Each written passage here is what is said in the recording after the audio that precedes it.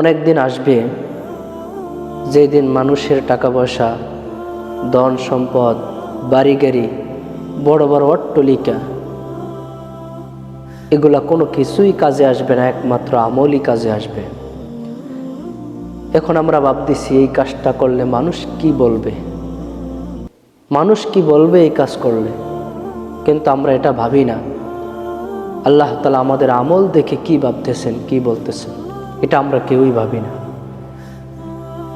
নবীজি আকরাম সাল্লাল্লাহু আলাইহি ওয়াসাল্লাম বলেন, মানুষ যখন মারা যায় তখন কবর পর্যন্ত তিনটা জিনিস তার সঙ্গে যায়।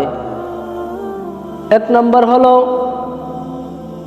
মানুষ, পরিবার, দুই নাম্বার হলো ধন সম্পদ, তিন নাম্বার হইল তার আমল।